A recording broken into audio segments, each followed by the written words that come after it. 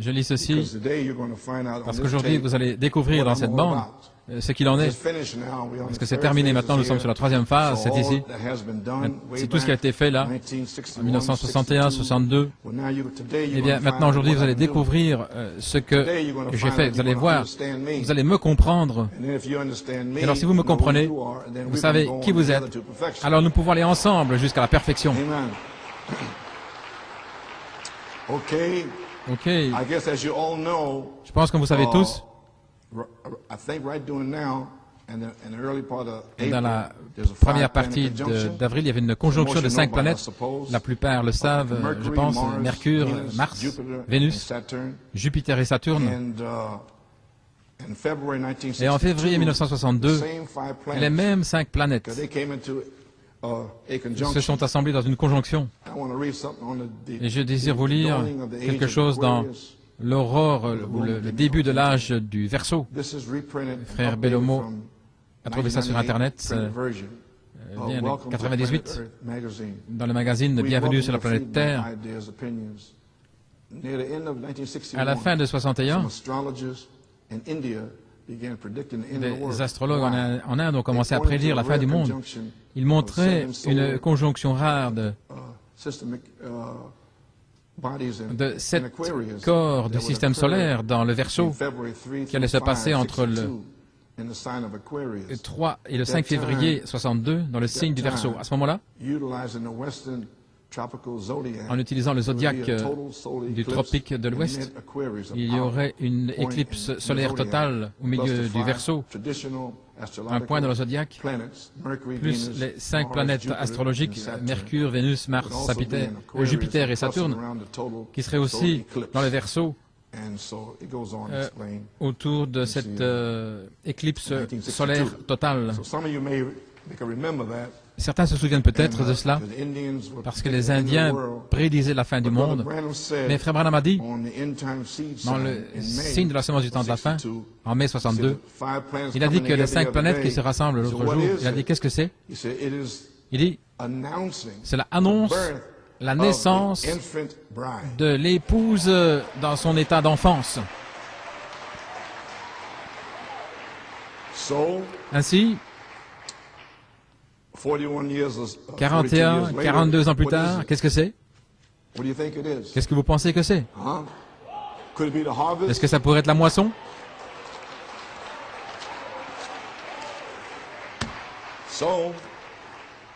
N'est-il pas étrange comment le Saint-Esprit fait tout ceci en janvier, février, mars, nous préparant pour le réveil de Pâques? Et je n'ai pas convoqué un réveil de Pâques depuis 1981, mais j'ai les hommes maintenant pour prêcher. Je ne dois pas importer quoi que ce soit, ainsi maintenant nous avons notre propre chose. Ainsi, qu'est-ce que vous cherchez, Frère Coleman?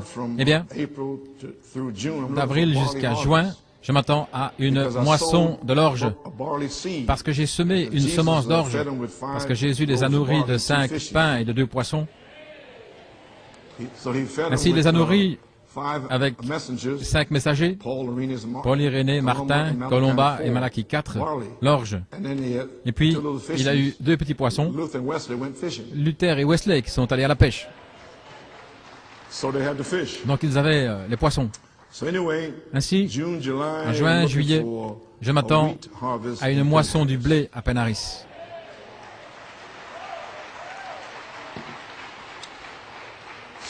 Ainsi, la moisson de l'orge va confirmer et prouver que véritablement, c'était une révélation de l'orge. De certains y aient compassion, de 7 tonnerres, et personne ne peut le briser. Cela vient de Dieu, et maintenant, Dieu va le confirmer que c'est ainsi. Ainsi maintenant, ce sera le dimanche des rameaux, le matin, et le soir, il n'y aura pas de communion.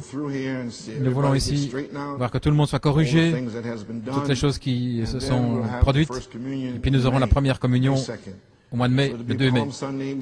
Ainsi, le dimanche des rameaux, le matin et le soir, jeudi, vendredi, samedi, dimanche, le service du lever du soleil et dimanche, la réunion habituelle. Si vous allez vous préparer et vous corriger et prier pour cela, Amen. Très bien maintenant, la bande de mercredi soir, où étais-tu quand j'ai posé la fondation de la terre? Maintenant, cette bande, je l'ai tirée là, de l'ordre là où j'avais les bandes, parce que je voulais enfoncer le clou au sujet de qui vous êtes et d'où vous venez. Et ceci était un message de Thanksgiving, d'action de grâce, au sujet dont j'avais parlé. Et je désire lire là quelque chose. Je suppose que la plupart ne seront pas à la réunion mercredi. Ainsi, nous aurons la brochure la semaine prochaine. Et je vais vous donner le ton au sujet de certaines choses qui sont là dans la brochure. Maintenant, en sortant de l'âge d'Éphèse, 1960, et la série de la Révélation, paragraphe 139, paragraphe 39, comme Daniel a entendu les 7 tonnerres, il lui fut interdit. Et Jean a entendu les voix, et ce livre était scellé. Et l'arrière du livre était scellé de 7 sceaux. Mais au jour où ces sceaux doivent être ouverts, le mystère de Dieu serait terminé. Maintenant, vous pouvez voir où nous sommes maintenant même, le mystère de Dieu, à la fin du 7e sceau. Et c'est là où nous sommes maintenant même. En d'autres mots, Dieu serait connu dans son Église, pas en 3 personnes, mais comme une seule personne. Le mystère de Dieu serait révélé. Et lorsque cela était complètement révélé, alors les 7 mystères serait ouvert à l'Église, parce que là, l'Église vivrait sous l'inspiration du Saint-Esprit. Maintenant, regardez, lui, se déplaçant, entrant et sortant, et montrant ses signes, étant vivant au milieu de nous. Vivant au milieu de nous. Et alors, nous adorons le Christ vivant qui est au milieu de nous. Maintenant, combien comprennent ceci? Ceci vous dit que depuis 1974, lui, le Christ vivant, Jésus, les 7 tonnerres, sont dans cette Église.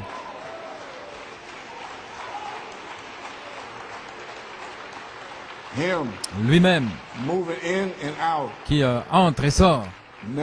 Maintenant, pouvez-vous commencer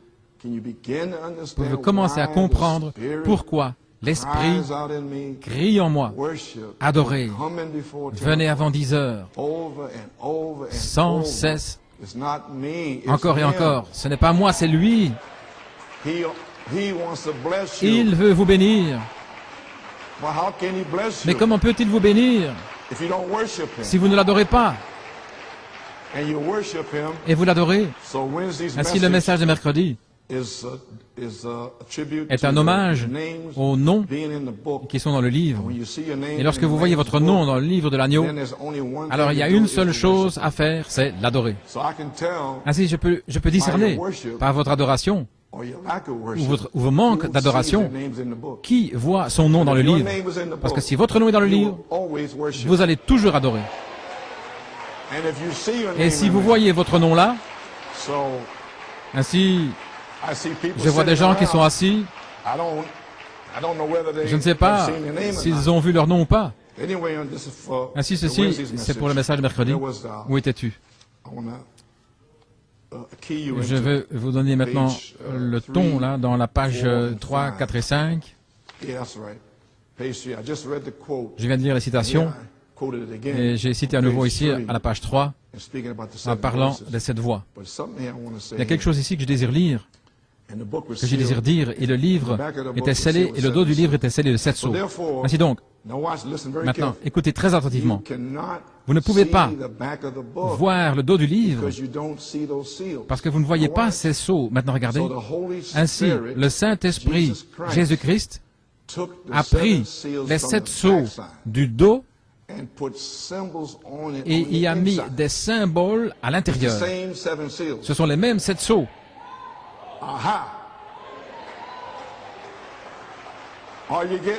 Est-ce que vous saisissez?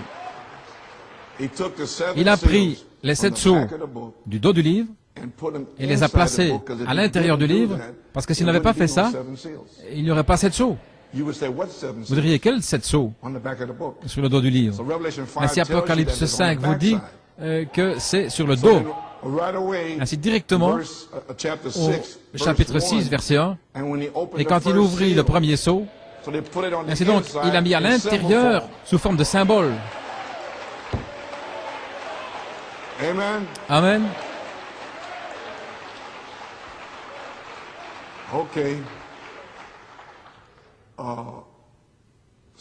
Ainsi, le Saint-Esprit Jésus-Christ a pris les 7 sceaux du dos et il a mis des symboles à l'intérieur afin que vous sachiez qu'il y a 7 sceaux quelque part.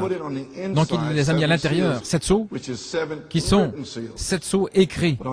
Mais sur le dos, ce sont 7 voix qui expliquent ces sceaux écrits.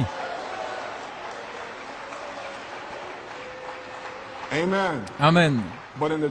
Mais au jour où ces sceaux doivent être ouverts, nous voilà, le mystère de Dieu serait terminé. En d'autres mots, Dieu serait connu par son Église, pas en 3 personnes, mais une seule personne. Le mystère de Dieu serait révélé. Et lorsque c'est complètement révélé, et que les 6 sceaux complètement révélés, lorsque ça s'est accompli en Marche 63, lorsque ce temps arrive, lorsque le mystère de Dieu n'était pas en 3 dieux, mais un seul Dieu, lorsque ça s'était terminé, alors sous le 7e sceau, il y avait 7 voix. Alors ce serait le temps pour que ces 7 voix reviennent à l'Église comme ce Dieu unique qui est Christ. Laissez-moi vous expliquer plus loin.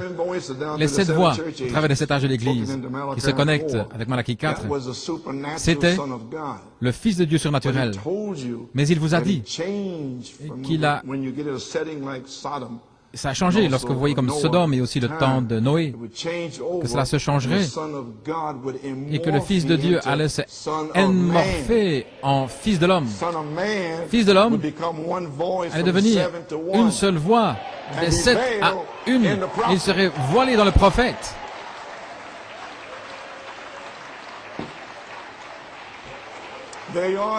Vous y voilà, Église. Vous avez saisi? Vous pouvez vous asseoir. J'essaie que vous compreniez tout ça parce que nous allons avoir un réveil. Ainsi donc, les 7 tonnerres ont été collés sur le dos, 7 voix, 7 mystères, et il fallait les 7 sceaux du dos, les placer à l'intérieur, et ils ont donné à chacun un symbole. Ils avaient un symbole, un cavalier au cheval blanc, roux, les âmes sous l'autel, etc. Et un tremblement de terre qui a ouvert le 6e sceau. Mais il n'y avait rien sous le 7e. C'est parce que Frère Branham lui-même avait le symbole, la tente. Vous comprenez maintenant? Il avait le symbole. Et ainsi donc, Frère Branham devait prendre les tonnerres du dos d'Apocalypse 10 et les glisser sous Apocalypse 8.1, formant 7 sceaux. Mais les 7 voix sur le dos, qui sont les sceaux et les mystères, étaient placés sous le 7e sceau. Et le 7e sceau, c'est Jésus-Christ. Et il fait tonner 7 tonnerres, 7 voix. Et ce sont ces mêmes tonnerres qui ont été révélés dans cette église-ci. Est-ce que maintenant vous comprenez pourquoi je dis que vous devez louer Dieu, que vous devez adorer Dieu?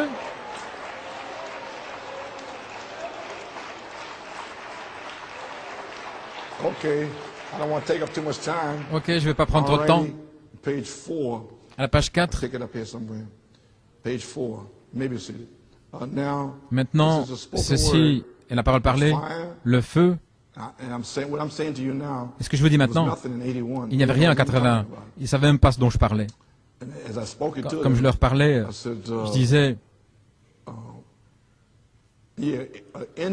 Là, ça s'ouvrirait à l'Église, parce que là, l'Église vivrait sous l'inspiration du Saint-Esprit, lui, disant en 74, 7 voix, 7 tonnerres, 7 âges de l'Église, lui, disant, moi Jésus, et lui, disant toutes ces choses. Il pense que c'est moi, mais c'est lui, c'est pas moi. Il se déplace, il agit à New York City, lui, et lui, il est les 7 tonnerres. Alors je me suis arrêté, j'ai dit, oulala, il n'y avait rien en 81. Il me regardait. Maintenant, ceci est parlé ici. Le feu aurait tombé là en Afrique du Sud, et il serait déjà rentré à la maison.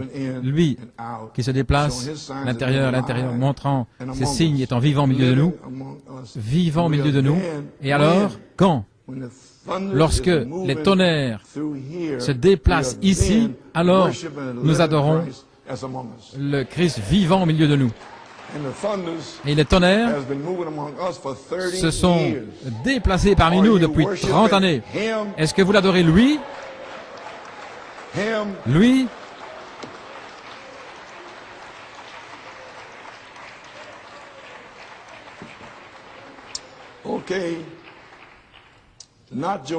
Pas Joe Coleman, mais le Christ vivant. Ça me tue depuis 30 ans. Il pense que c'est moi. Un homme avec une révélation. Mais non, c'est lui. Ici même, au milieu de nous. Cette onction que vous sentez, c'est lui. Voilà pourquoi vous devez le louer. Gloire à Dieu. Maintenant, lorsque ceci arrive, regardez, alors l'Église sera prête pour l'Esprit, l'âme, et l'Esprit, pour que l'Esprit prenne ce bébé de 7 tonnerres. Vous avez un bébé de 7 tonnerres en vous. Et maintenant, vous arrivez à la 3e phase pour que l'Esprit descende prendre ce bébé. Maintenant, regardez. Et ils ne seront pas prêts, vous y voilà, avant qu'ils sachent qui ils sont et qui il est et qui est le diable, attendez une minute, et comment le diable a des esprits religieux. Vous me suivez? Voilà ce que je vous ai dit, 3 choses. C'est juste ici dans la brochure. Maintenant, regardez. Voilà ce que vous devez faire. Entre maintenant et 1 kilomètre là plus loin sur la route de la résurrection.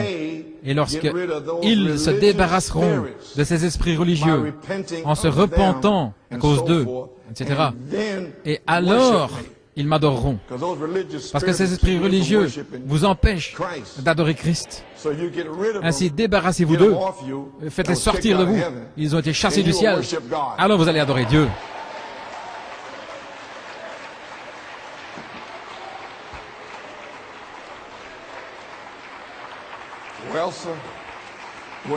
Eh bien, gloire au Seigneur. Je crois que finalement vous recevez une révélation. Débarrassez-vous de ces esprits. Et alors vous verrez une louange authentique pour Dieu. Il y a aussi à la page 5. La dernière chose qui est arrivée avant que le Saint-Esprit tombe, dans Saint Luc 24, 49, et ils étaient continuellement dans le temple, louant et bénissant Dieu. Maintenant, voyez ce que j'essaie de vous dire. Vous devez le louer continuellement, peu importe comment vous vous sentez. Comment est-ce que vous pensez que je me sens ce matin? Je suis à moitié mort. Vous ne pouvez pas avancer par vos sentiments.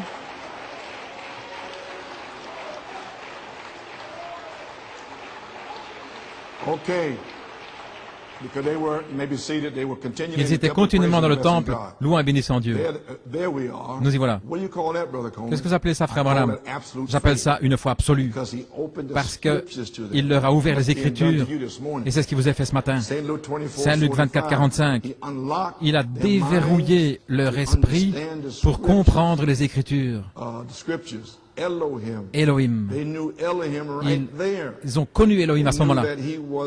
Ils ont connu qu'il était le Père, qu'il était le Logos. Ils ont connu qu'il fut fait chair, il ne pouvait pas s'empêcher de l'adorer. Maintenant, qu'est-ce que vous découvrez dans ces trois bandes? Qui il est? Elohim, le Logos. C'est la même chose, Église. L'Esprit est sur le point de tomber. Comme eux. Est-ce que Thomas n'a pas dit mon Seigneur Jéhovah et mon Dieu Elohim? Thomas, avec de l'incrédulité, avait une révélation de Dieu Elohim. Eh bien, vous devez avoir la même chose. Vous pouvez vous asseoir. Ainsi, juste avant que l'Esprit tombe, ils avaient une révélation d'Elohim. Je me demande où nous en sommes aujourd'hui. Cette révélation devrait vous faire vous lever, vous avancer et louer Dieu. Eh bien, ça, c'est la bande de mercredi. Ainsi, trois choses maintenant. Qui Dieu est, qui vous êtes, et qui est le diable, et où sont ces esprits religieux. Et aussi, débarrassez-vous de ces esprits religieux. Il y a quelque chose d'autre ici qui va être une bénédiction pour vous. En 1981, je crois que c'était en novembre, le Saint-Esprit a parlé à frère George Todd. Et frère George, je le voyais là-bas, en 63, dans les 7 sceaux. Il était dans la pièce là avec son enregistreur. Ce qu'il faisait, il passait le premier sceau, puis le deuxième au troisième au quatrième, afin de ne rien manquer. Et croyez-moi, Georges n'a rien manqué. Ainsi, une situation est arrivée là. Et le Seigneur a rappelé à Georges, le troisième sceau, à la page 262, et il a entendu cela. Une portion a manqué dans la bande. Et vous pouvez même entendre sur la bande clic, clic. Ça manquait là. Et voilà ce que c'est. C'est la page 12. Et la créature vivante, la bête, c'est la page 262 dans le troisième sceau. La créature vivante, comme un homme, a dit à Jean, viens voir ce que c'est. Et puis alors là, ça passe plus loin, hein? Et ainsi il l'ouvre, un tonnerre retentit, et l'agneau ouvre les seaux. Mais voici ce qui manquait là entre les deux, et que Georges a pu saisir sur son enregistreur. Venez voir ce que c'est. Et voilà ce qui manquait. Ce mystère qui était caché. Et frère Branham avait pris cela. Ce mystère qui est caché au travers des années de la rédemption depuis la fondation du monde, qui est caché sous ce sceau, ce qui va arriver, ce qui est un réveil des 7 tonnerres. Ce n'est pas sur la bande.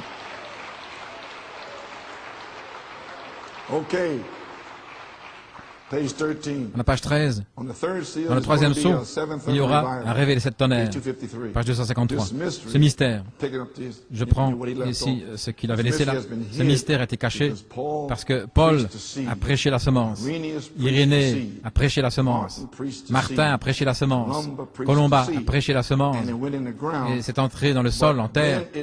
Mais ensuite, ce fut caché, les poings en suspens. Et frère Branham l'a seulement dit, là, dans le troisième sceau, c'était Luther et Wesley. Est-ce que vous comprenez ceci? Ok. Mais Luther et Wesley, les pentecôtistes, ont laissé là cette semence. Ce mystère serait restauré par Malachie 4, mais cela a été caché depuis la fondation du monde. Et je vais le garder pour New York City au mois de novembre. La réunion de Thanksgiving, d'Action de grâce. Vous avez entendu ce que j'ai dit? Alors, lorsqu'ils ont laissé cette chose, alors ils vont me louer et me remercier. Je fais toutes ces choses pour eux, afin qu'ils ne le manquent pas. Eh bien, je l'espère vraiment. Ainsi, le message d'aujourd'hui, certainement je te bénirai.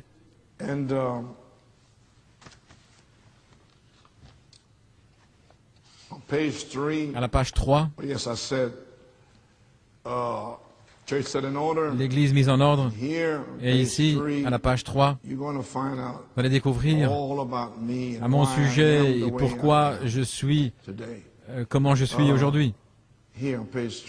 Ici à la page 3, vous pouvez le reprendre là si vous voulez.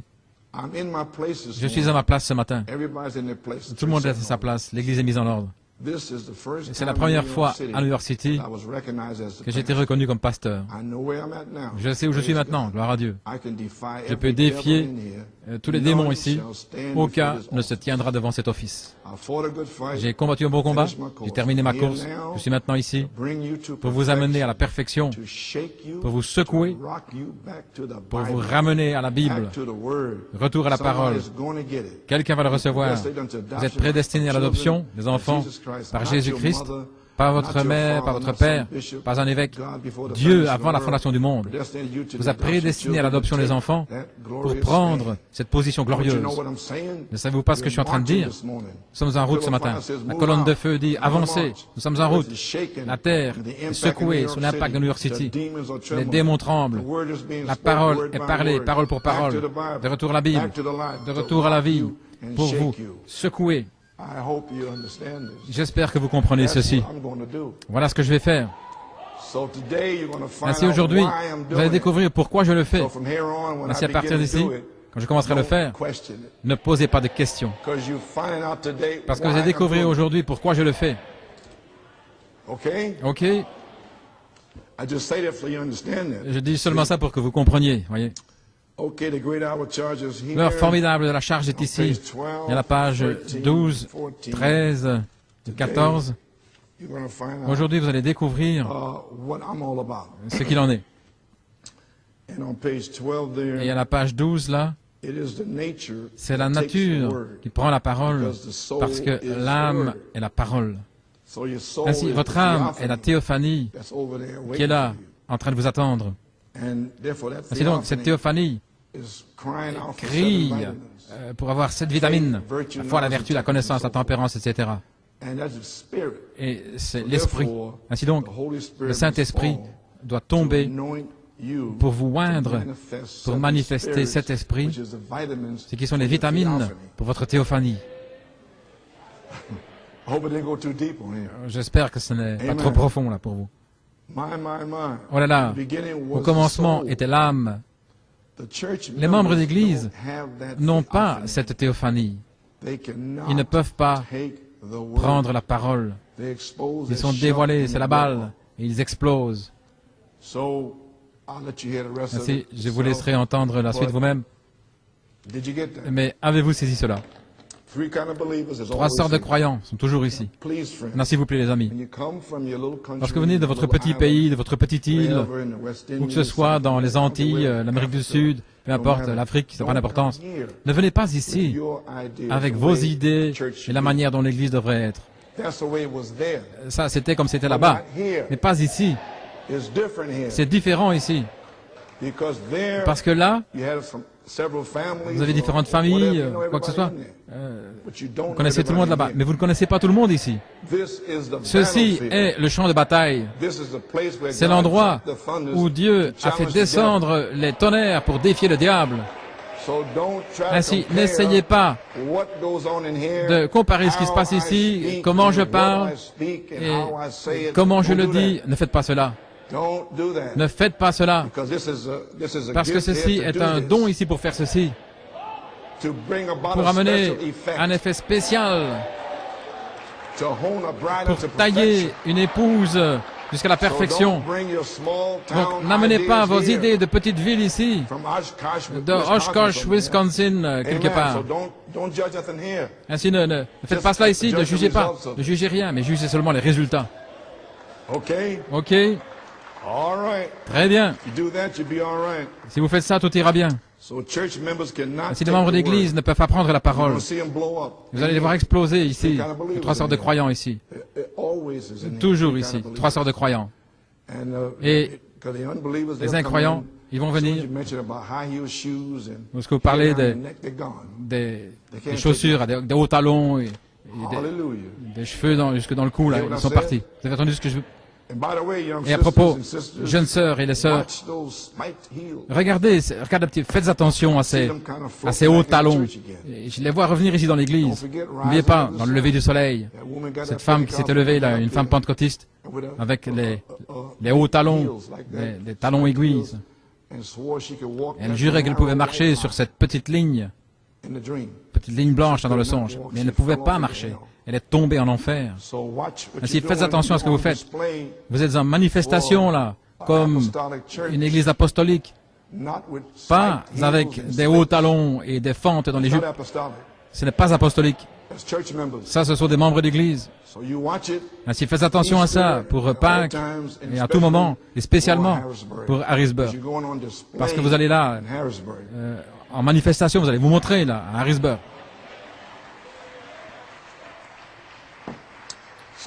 Ainsi, vous, les mamans, faites attention à ce que vos filles achètent là dans les magasins. Allez avec elles. Vérifiez les talons. Très bien. Frère Coleman, est-ce que c'est pas du légalisme? Non, c'est du saintisme.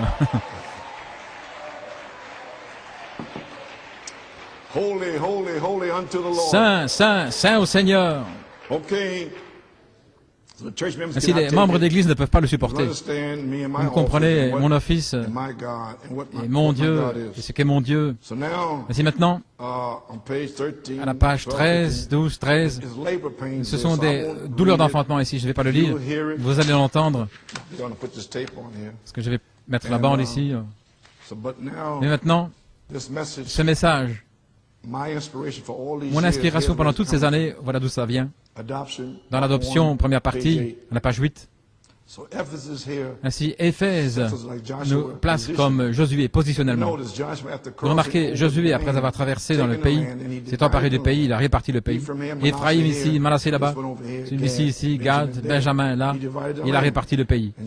Et Josué, sans savoir ceci, mais par inspiration, conduit par le Saint-Esprit, après avoir été dans le pays promis, a donné à chaque homme sa promesse, exactement ce que le Saint-Esprit avait promis au travers de la naissance. Là. Maintenant, comment Dieu a placé dans l'Église par des douleurs d'enfantement. Oh, elles deviennent formidables parfois. Maintenant, souvenez-vous de ceci, c'est sur la bande ce matin, la page 12, 13 et 14. Alors, vous allez me comprendre. Lorsqu'une Église gémit sous la persécution du monde extérieur, croyons au Seigneur Jésus, que la promesse du Saint-Esprit est aussi réelle pour nous qu'elle était à la Pentecôte. Voici maintenant les douleurs d'enfantement. Comment ils gémissent et ils soupirent dans les douleurs d'enfantement. Comment Frère Coleman avait la révélation de la perfection. Comment il a gémi, il a crié, il était au travail en 64, 65, 6, 7, les années 70, 80, gémissant en travail. Vous ne compreniez pas, parce que Dieu utilisait le corps pour gémir.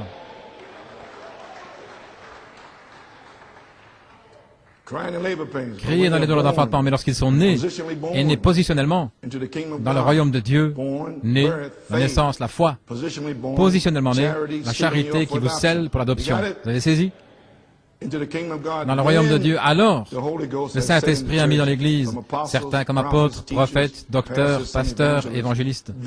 Alors, il a donné les dons de parler en langue, l'interprétation, la connaissance, la sagesse, les dons de guérison, toutes sortes de miracles. Ainsi donc, la guérison, et aussi Frère Branham a dit, dans Pourquoi je suis contre les religions organisées, il a dit, quel est le don le plus grand que la guérison? Il a dit, la sagesse. La sagesse de la révélation pour rassembler la parole de Dieu, pour montrer à l'Église où ils sont. Ensuite viennent les cas difficiles, priez pour les malades. Et vous allez voir où vous êtes.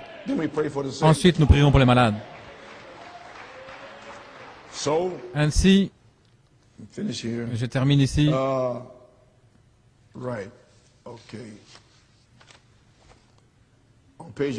À la page 89, je désire dire certaines choses ici. Les Écritures, le placement, Canaan ne représentait pas. Ça représentait ceci. Je parle de Canaan. Alors, ça doit être une marche parfaite. Et voilà où l'Église failli aujourd'hui. C'est la page 9, l'adoption. C'est dans cette marche. Savez-vous que votre propre comportement peut empêcher quelqu'un d'être guéri?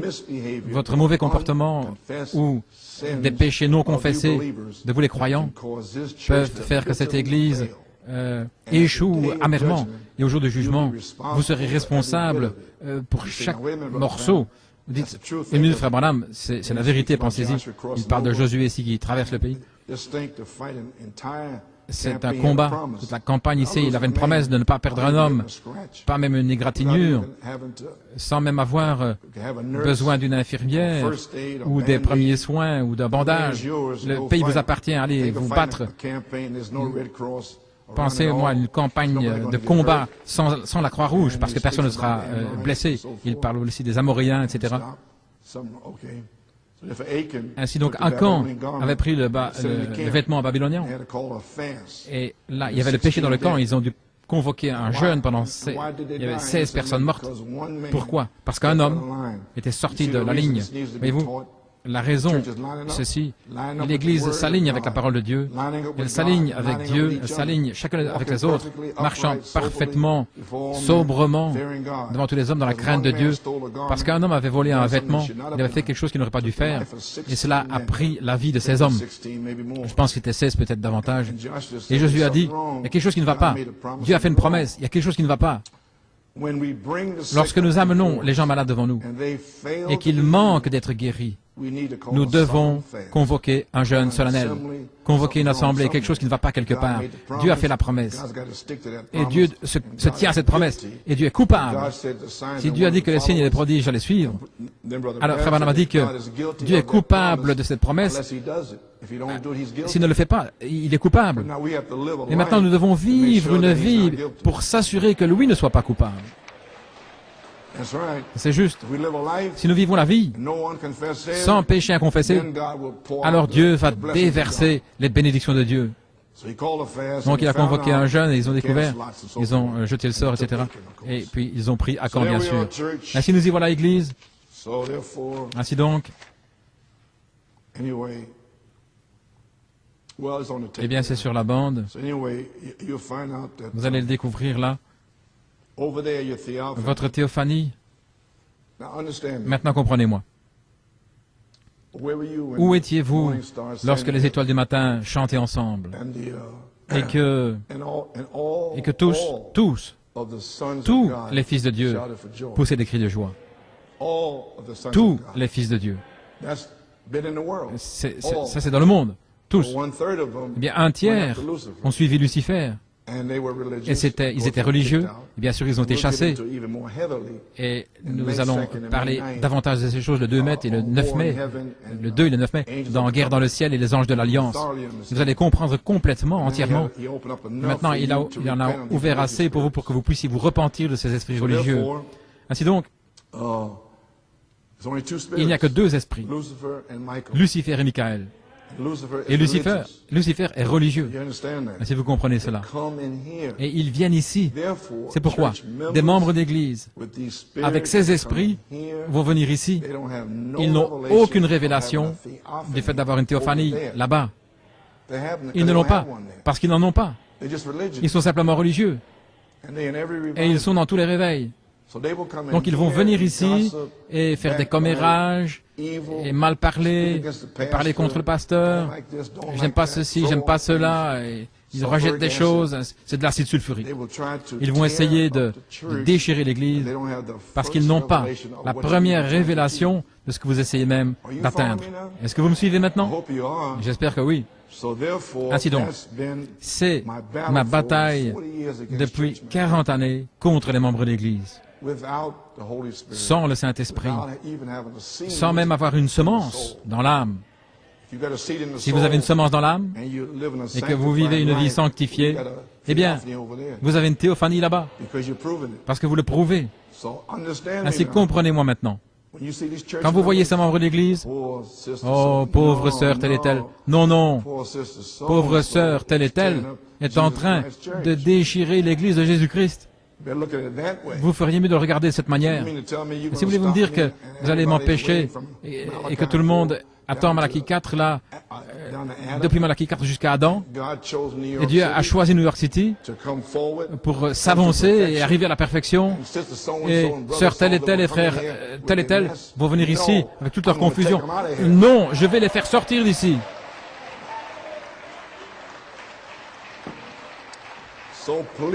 Ainsi, s'il vous plaît, comprenez-moi. Je ne suis pas méchant, mais je suis commissionné de faire cela. Je suis loin pour faire ceci. Et je vais le faire. Ok. Aussi longtemps que vous me comprenez, tout ira bien. Amen. Ainsi maintenant, allons jusqu'à la perfection, les amis. Frère Branham a dit ici, est-ce que je l'ai lu?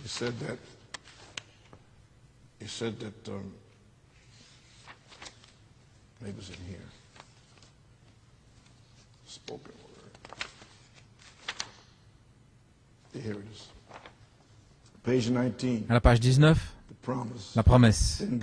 Alors Dieu ayant prédestiné son Église et tous les peuples, il y aurait des millions de fois, des millions qui vont marcher de manière très religieuse. Je vous le dis maintenant. Ce sera peut-être étrange pour vous, mais c'est le cas. Très religieux. Et ils seront séduits. Les seuls qui ne seront pas séduits seront ceux qui auront traversé dans le pays promis, qui, avant la fondation du monde, avaient leur nom écrit dans le livre de vie de l'agneau et qui sont arrivés dans le pays promis et qui s'en réjouissent, qui l'apprécient, bien sûr, qui adorent, qui louent le Seigneur, qui apprécient. Pas un esprit religieux qui est assis là, méchant et mauvais, et qui ne veulent pas louer Dieu, non, mais qui l'apprécient. Leur nom est dans le livre. Ainsi, j'essaye que vous ayez du discernement pour savoir quels sont ces esprits. Ainsi, allons jusqu'à la perfection. Vous pouvez vous asseoir à la page 179 dans les Hébreux. C'est pourquoi, laissant les principes de la doctrine de Christ, allons jusqu'à la perfection. Maintenant, vous, Branham Tabernacle, moi je sais, nous avons des guérisons, c'est merveilleux. Nous avons des visions, c'est bien. Des songes spirituels, et parfois ce ne sont pas les rêves spirituels. Nous essayons d'aider les pauvres. Nous faisons ce que nous pouvons, tout va bien. Mais ce n'est pas ce dont nous parlons maintenant. Nous entrons dans une autre phase. Ainsi donc, nous allons laisser les principes et nous irons de l'avant. Nous allons venir avant 10 heures pour adorer. Nous allons lever les mains pour adorer. Je ne devrais pas dire ces choses, je ne devrais plus les répéter. Vous devriez savoir cela. Il devrait savoir comment chanter. Et si nous allons laisser cela, nous allons aller jusqu'à la perfection. J'espère que vous le comprenez. Oui, nous avons la doctrine de Christ. Nous croyons qu'il est le Fils de Dieu, né de manière virginale. Nous croyons cela. Et toutes ces choses, c'est simplement merveilleux. Mais laissant cela, allons jusqu'à la perfection. Oh là là. Je souhaiterais avoir la voix d'un archange maintenant pour l'amener à un endroit où vous pourriez le voir. Eh bien, il sera là, sur la troisième phase, et vous allez le voir.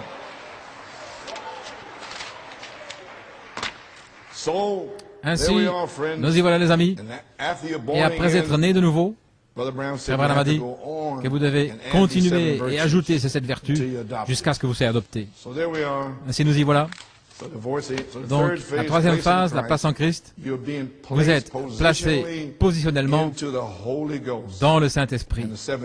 Et les 7 tonnerres vont révéler les mystères cachés, le vertu de la parole, les mystères révélés, savoir qui Dieu est, qui vous êtes et qui Satan est.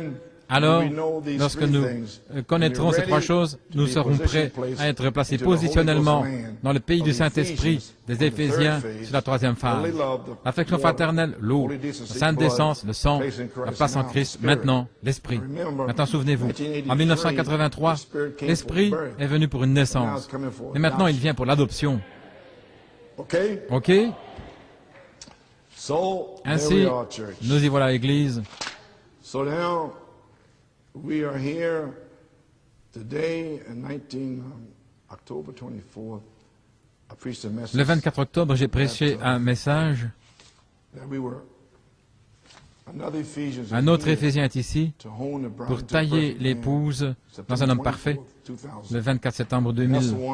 Et c'est celui que le Seigneur m'avait dit cette semaine, la semaine passée.